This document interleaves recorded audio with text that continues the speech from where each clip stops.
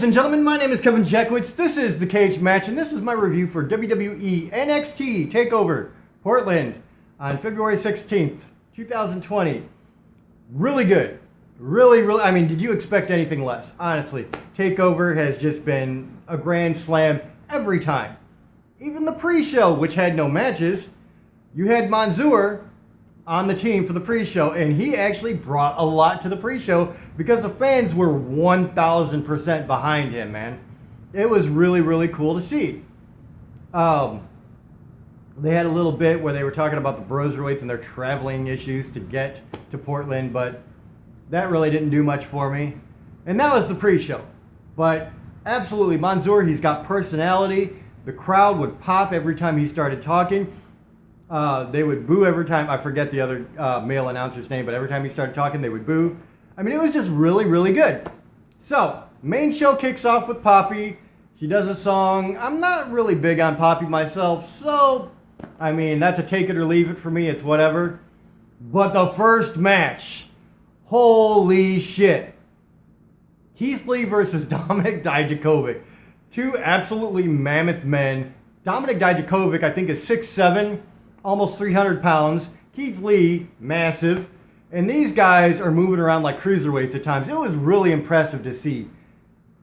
They had some spots that they hadn't done before that just looked amazing. And quite frankly, a couple of them looked scary as hell, especially coming from guys that size.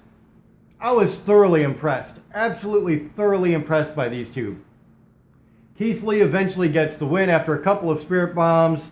And then after the match, he pulls up Dominik Dijakovic. They celebrate together. He puts Dominik Dijakovic on the corner buckle to have him stand in front of the crowd.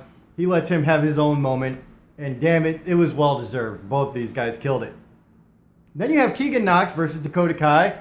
This is going back to War Games when Dakota Kai and Tegan Nox were friends and Dakota Kai betrayed her. And so they built this storyline, and here's the match that genuinely surprised me. I knew that these two were good. I didn't expect the match I got, though. It was phenomenal. It really was. I love this match. All the way around, highly athletic, and there were so many back and forth moments. You really didn't know who was going to win. And at the end, they looked like they were going to give Tegan Nox the win. She was just going ham on Dakota Kai at the end of the match. And then in comes Raquel Gonzalez, who I am not familiar with.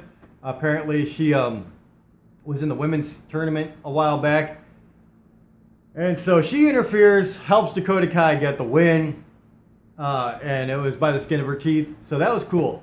Next match, Finn Balor versus Johnny Gargano. Finn Balor, of course, put Gargano out for a while. And then this match, I expected to be one of the best matches, if not the best match of the night. And I was surprised because, don't get me wrong, it was an amazingly good match, but it didn't wow me like I expected it to. And I think coming off of the first two matches, it didn't grab me quite like I thought it was going to. Maybe it was just because the first two matches were completely fucking awesome. I don't know. It was a very good match, though. Don't take it the wrong way. It really was. I mean, Finn Balor, Johnny Gargano, how is it not going to be a good match? At the end of the day, Finn Balor gets a clean win over Johnny Gargano. There you go. You get an Undisputed Era bit. Adam Cole talking about his match, but also Johnny Gargano. I'm sorry, not Johnny Gargano, but Roderick Strong talking about he wants his revenge on Velveteen Dream.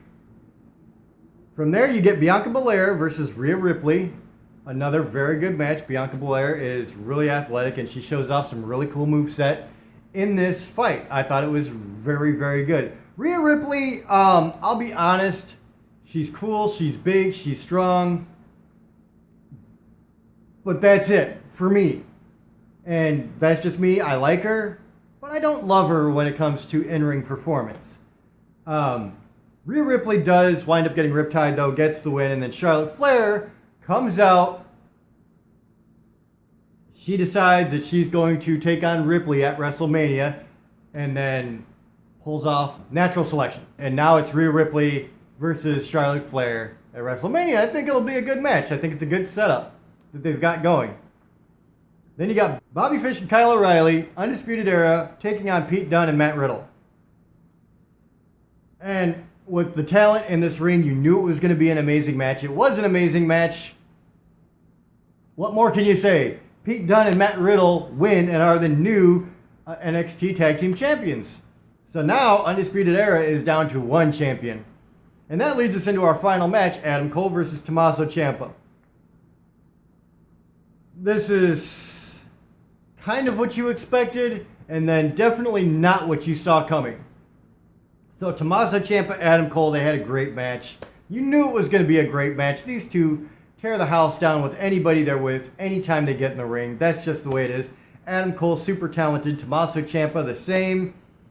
So after a very, very good back and forth match, Undisputed Era comes out. You knew they were going to. They get involved. Tommaso Ciampa just starts taking them all out. Johnny Gargano comes to the ring, starts taking out the rest of Undisputed Era. But then Johnny Gargano turns on Tommaso Ciampa, nails him in the head. Adam Cole gets the win. And that's how they end it. You leave it with a lot of big questions.